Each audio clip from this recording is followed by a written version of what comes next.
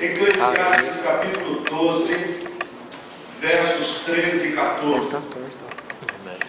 De tudo que se tem ouvido, a suma é: teme a Deus e guarda os seus mandamentos, porque isso é o dever de todo homem.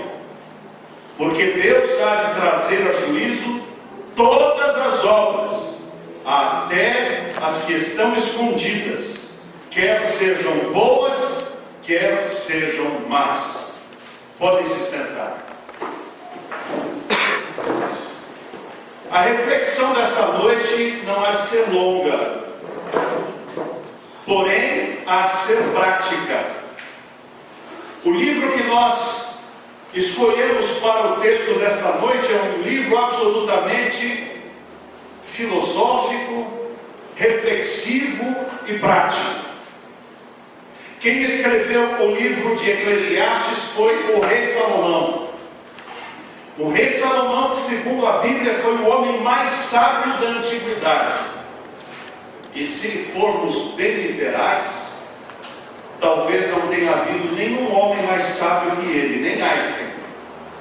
Na verdade, Einstein, de extrema inteligência, teve recursos e informações que Salomão não teve. Mas a Bíblia diz que nenhum homem seria mais sábio, pelo menos nos tempos de Salomão. E agora também não adianta conjecturar quem era mais sábio, se Einstein ou se Salomão. Salomão era sábio.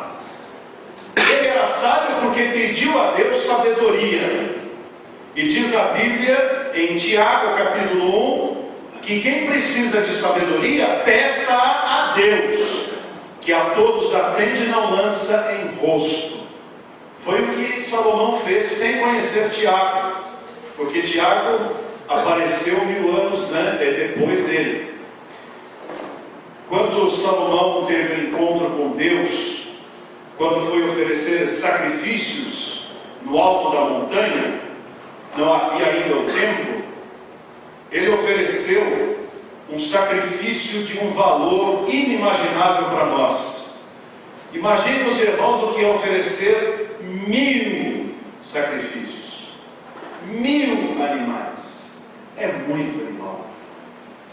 E aquele dia foi um dia de sacrifícios ao Senhor. Certamente que depois de sacrificar e de fazer a aspersão e de fazer todas as oblações, todos os rituais levíticos, as pessoas comiam a carne, as pessoas se serviam de parte daquele sacrifício.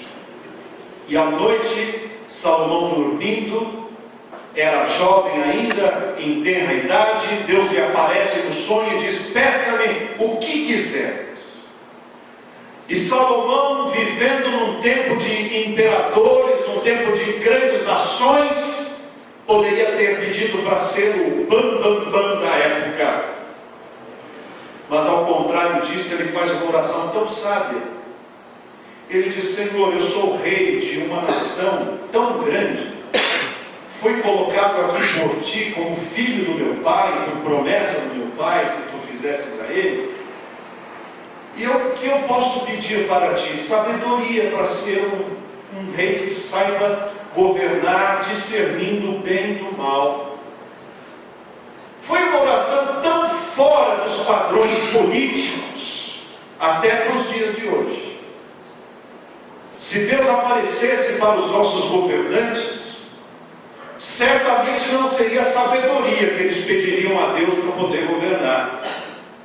Seria mais dinheiro, mais fama, mais domínio, mais poder, menos inimigos, mais tempo no poder e coisas do tipo. Salomão não pediu nada disso, pediu sabedoria.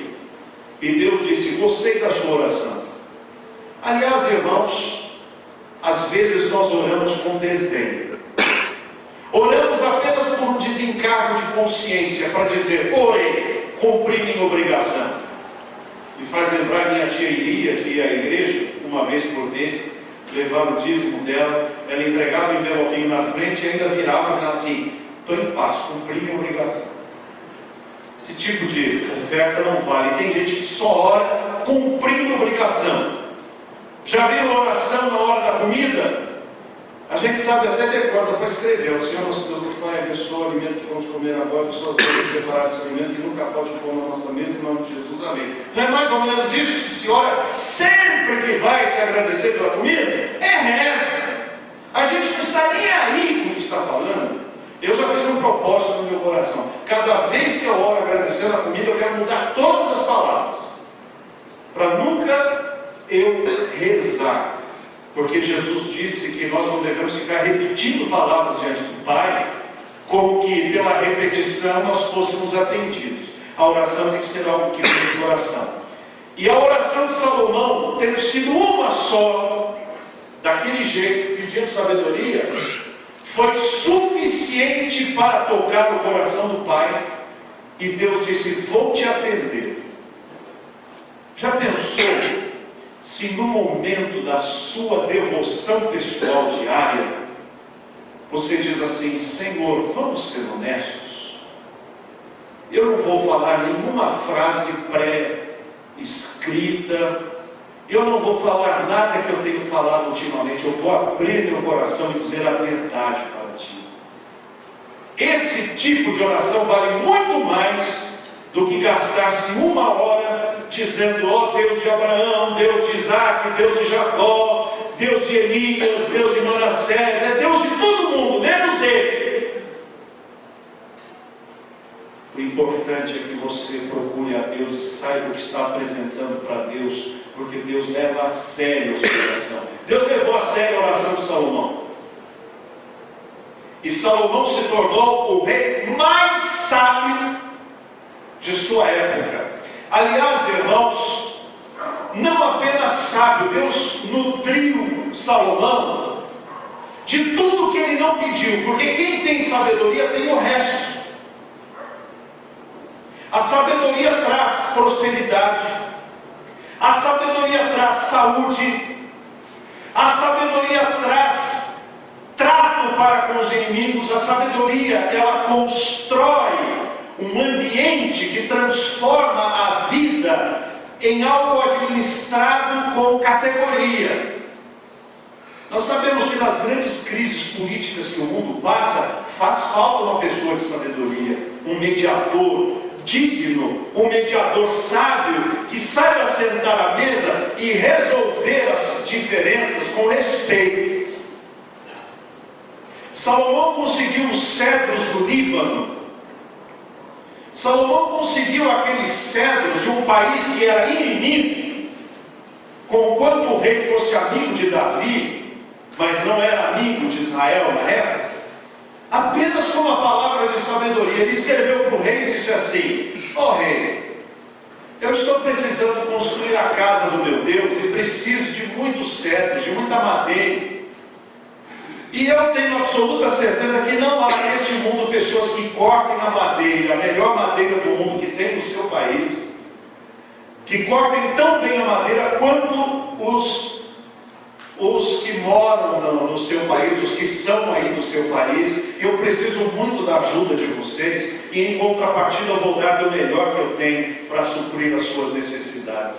O rei escreveu para ele e disse assim: bendito seja o Deus de Israel, que deu um filho tão sábio para Davi, que sabe tratar as pessoas. Quem tem sabedoria sabe tratar. Uma palavra bem dita pode resolver grandes conflitos. Uma colocação bem feita no momento certo pode resolver grandes diferenças e grandes problemas. Salomão recebeu tudo isso embutido em si próprio. A sabedoria e a riqueza de Salomão eram tão grandes que a rainha da Etiópia, a rainha de Sabá, foi até lá para conhecer quem era esse tal Salomão, e diz que ela ficou impressionada até com o uniforme dos faxineiros do palácio, porque para Salomão tudo era importante e era um detalhe valioso. Sabedoria. Mas, como diz a palavra de Deus, Deus nos criou a sua imagem e semelhança, e nós todos temos um respingo da imagem de Deus em nós. Mas o homem pecou e caiu da graça, e no lugar do nosso coração ser absolutamente a imagem e semelhança de Deus, nós temos essa desgraça chamada pecado, que basta nós termos uma oportunidade, o pecado aflora na nossa vida, como aflorou na vida de Salomão. Tão sábio e tão nécio, tão sábio e tão tolo. Começou a casar com múltiplas mulheres, não por amor, mas por acertos políticos. Começou a receber filhas e filhas e filhas e filhas de reis, e cada uma vinha com o seu Deus debaixo do braço, com o seu ídolo debaixo do braço, com um pouco de sua cultura debaixo do braço, e ele, para atender às suas múltiplas mulheres, passou a construir as capelinhas para elas. Um desses deuses exigia sacrifício humano, de você pegar o seu filho e matá-lo por aquele Deus. Salomão fez um templinho para ele. Outro exigia que você se prostituísse na frente da imagem de escultura. Salomão fez um templinho. Outro exigia que você lesse a mão e falasse com os mortos. Salomão fez. Não para ele, mas deixa elas curtirem lá a sua devoção. Foi uma desgraça dele, fracasso dele. Por isso, diz o próprio Salomão, reconhecendo os seus erros: o temor do Senhor é o princípio da sabedoria. Eu assistia há tempos atrás o Jô Soares. Suas entrevistas me entretinham, e suas entrevistas eram até certo modo inteligentes. No dia em que eu o vi zombar de uma mulher que foi à frente da sua entrevista defender o criacionismo, a existência de Adão e Eva, e no dia que eu o vi falando com Moraes Moreira, Zé Ramalho e com outro que não me vem à memória o nome, sobre fazer cigarros de maconha com páginas da Bíblia e rir a respeito deste assunto, então eu disse: este homem acabou de perder uma audiência para sempre, porque ele não tem o básico de um verdadeiro sábio, o temor do Senhor. Salomão terminou o seu império não tão bonito quanto começou, porque no momento em que você abre e escancar as portas da sua vida para o mal, para a permissividade, pode esperar, o resultado chega, o resultado vem. Ele que viveu um império sem inimigos, sem crises, apenas com grande fartura, diz a Bíblia que a prata e o bronze nem se contavam em Israel, de tanto que tinha. Ouro era coisa que você comprava assim, tranquilamente, sem esforço, de tanto que tinha. Comida à vontade, barreiras nas casas dos judeus, todos viviam tranquilos e sossegados. Mas ele abriu as portas para o pecado, e inimigos começaram a se levantar contra ele e contra o país. Quando ele escreve o livro de Eclesiastes, ele já está idoso, está meditando sobre a sua vida, que parte de sua vida foi tão boa, tão grande. Ele foi uma celebridade, a maior celebridade da sua época, mas ele chega à conclusão que tudo que ele tinha em termos materiais era apenas correr atrás do vento.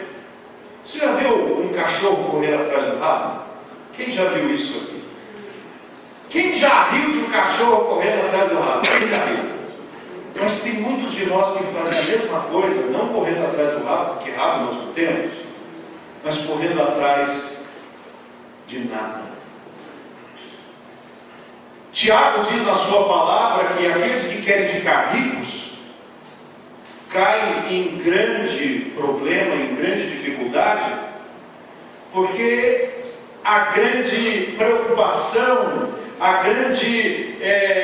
o grande interesse na vida de um crente não deveriam ser os bens materiais, mas deveria ser o reino de Deus, o como servir melhor. Aqueles que perdem o referencial de que a família é a primeira instituição que Deus criou e deixam de zelar dela, caem em grande tribulação, porque acabam valorizando prazeres, emoções, situações, muito mais do que a estabilidade de um lar formado pelas mãos do próprio Senhor. No fim deste livro, Salomão, termina o texto com 2 versículos.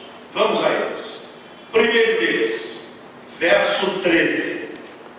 De tudo o que se tem ouvido, a suma é: teme a Deus.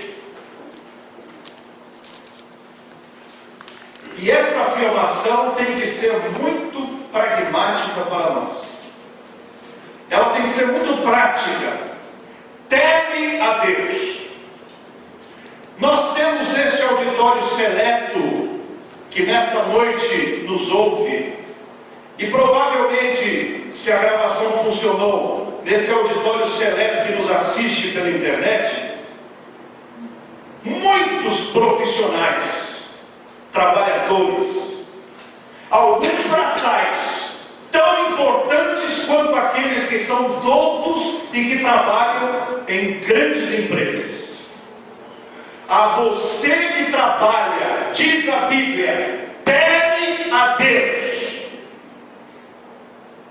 Temer a Deus para o profissional é não roubar o seu patrão, é não cobrar mais do que for de fato o preço, é não enrolar o seu trabalho, é não lesar o cliente, é não ludibriar o próximo, é dar exemplo para os seus filhos e para aqueles que consigo convivem, de que com o suor do seu rosto ganharás o teu pão.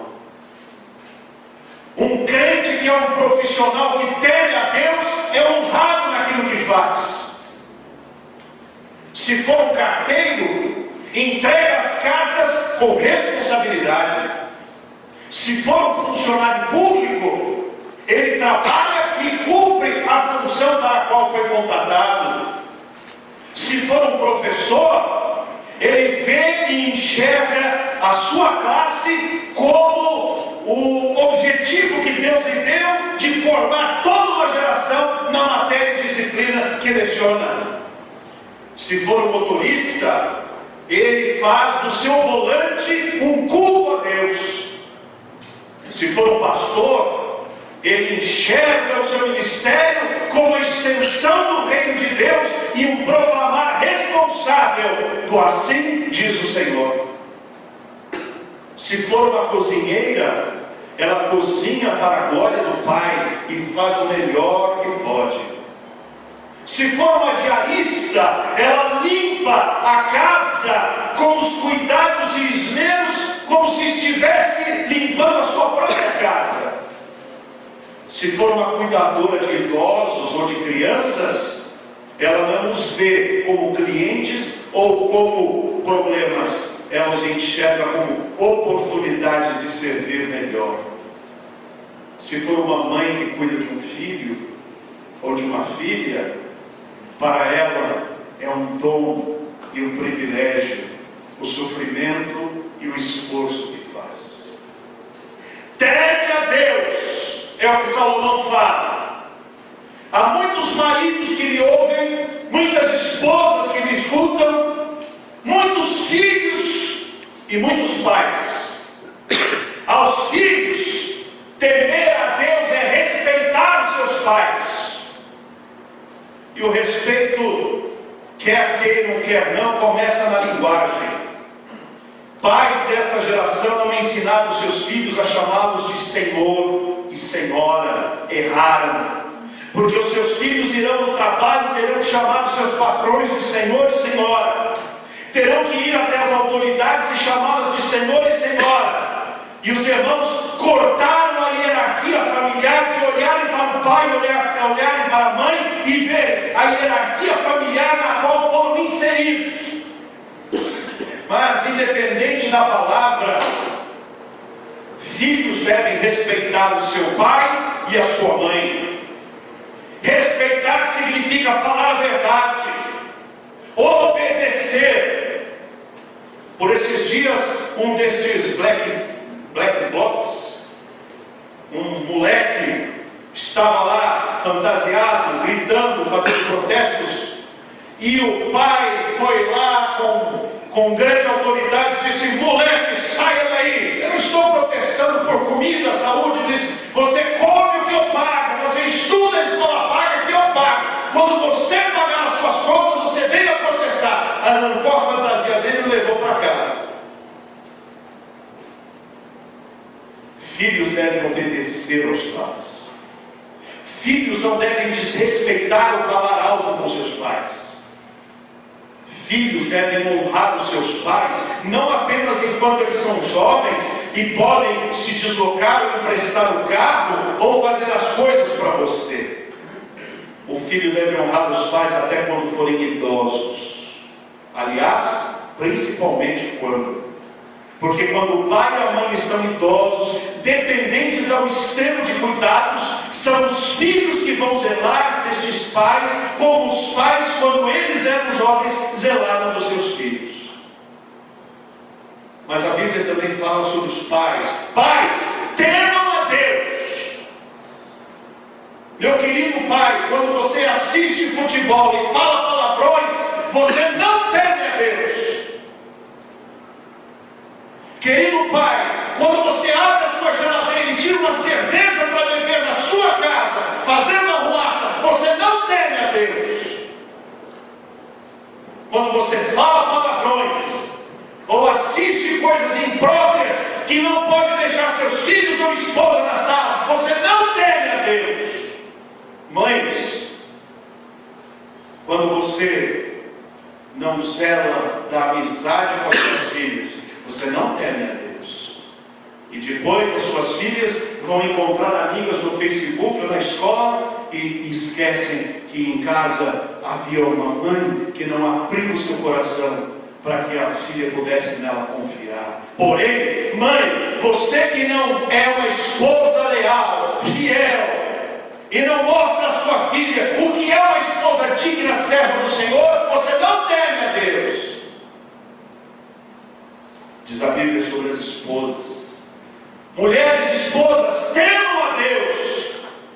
A família, a primeira instituição que Deus criou, é o lar. O seu lar deve ser preservado e amado, honrado. A casa deve ter cara de casa, não cara de dormitório. No mundo que nós vivemos, raramente toda a família se encontra. Um chega, o outro sai, um dorme, o outro acorda, um toma banho, o outro ronca, um estaciona o carro, o outro já está na esquina. É você, esposa, que costura o lar para que haja cara de lar nesta casa. Um enfeite, um bem-vindo, enfeitam e dignificam o lar. Pai, marido, tema a Deus. Não caia no canto da sereia de alguém de fora que é muito agradável e que talvez desperte no seu coração qualquer sentimento. Ah, como é comum! Como é comum a tentação de olharmos para a grama do quintal alheio e considerá-la mais verde do que a nossa. Honre a sua esposa onde você estiver, trabalhando, na igreja, descansando, em férias e até no hospital. Esta semana, aqueles que acompanham as notícias devem ter visto. O time de futebol da Croácia está em palpos de aranha. Os irmãos devem ter acompanhado o jogo, viram lá o resultado. E esses jogadores foram para o hotel na Bahia. E lá no hotel encheram a cara de álcool, e foram para a piscina do hotel absolutamente nus e fizeram tudo o que não deveriam fazer. Alguém fotografou e alguém postou. E o técnico da Croácia, revoltado com toda aquela situação, disse: gente, esses homens têm família, esses homens têm filhos, têm esposas, elas vão ficar muito nervosas quando verem essas coisas. Eu diria a ele: por que não pensou nisso antes? O grande lance não é esconder o que faz, é não fazer. Por isso que a Bíblia diz: vigiai e orai. Maridos, temam a Deus no que falam, no que fazem, no que pagam, no que devem. Temam a Deus onde vão, de onde vêm. Temam a Deus. Crentes, temam a Deus. Há crentes que adoram a Deus na igreja e ao diabo dentro de casa. Cultuam o horóscopo, consultam o número da sorte, jogam em jogos de azar, falam coisas indevidas e às vezes frequentam reuniões que de Cristo não têm absolutamente nenhum significado. Há muitos jovens estudantes de faculdade que temem a Deus na igreja, só que estão com a sua fé mexida com conceitos que aprendem nos bancos da faculdade, de teologias liberais ou de pensamentos ateístas. Ó jovem crente, procure ajuda, mas não cocheie entre dois senhores. A sua fé tem valor, tem que ter valor, tem que ser verdadeira, tem que ser real. Não sei se é verdadeira, mas Scheherazade, a jornalista, tem assumido diante de todos, com as suas palavras atualmente sempre pontuais, que ela é uma crente no Senhor Jesus e que não nega a sua fé. Bonita atitude. Mulher sábia, mulher de repercussão nacional, não nega que é uma crente, uma cristã. Assim Deus espera de cada estudante, de cada profissional e de cada crente, que nunca negue a sua fé. Vai passear? Vai de férias? Vai pescar? Vai jogar bola? Vai assistir no bar com seus amigos o jogo? Vá com Cristo e seja cristão. Ah, mas aí eles não me aceitam. Então pague o preço de temer a Deus. Sabe por quê?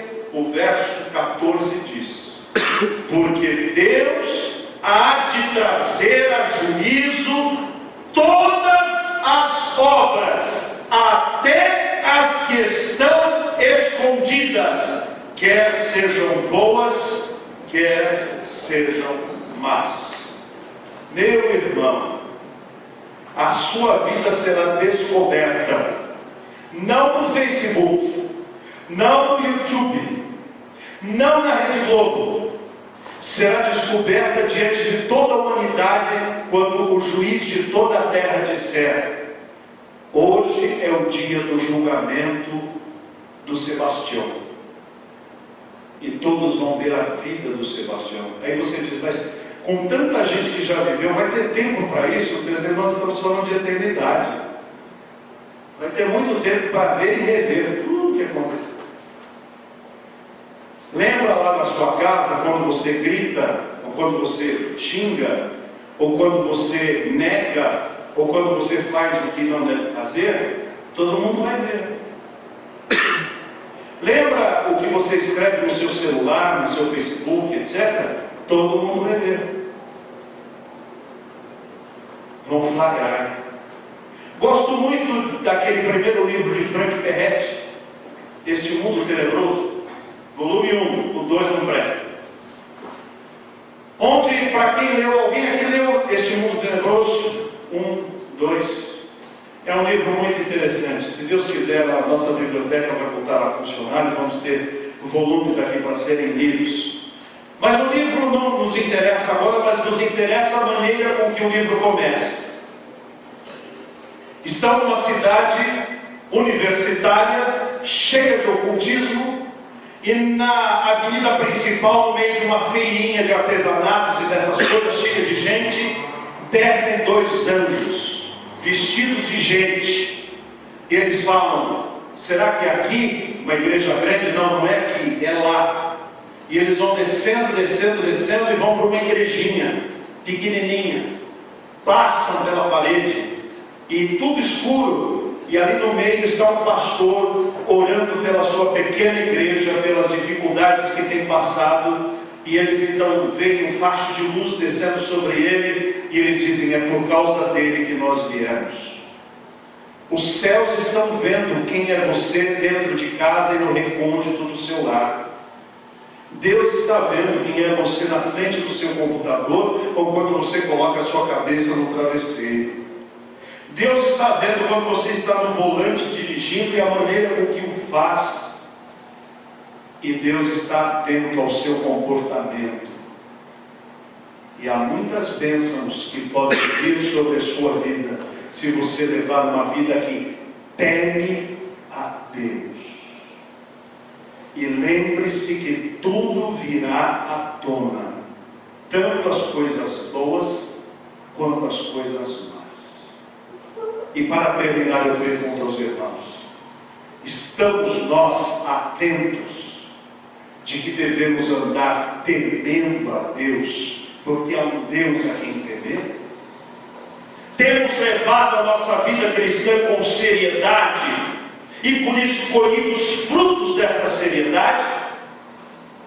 Ou temos sido crentes que não valem a pena?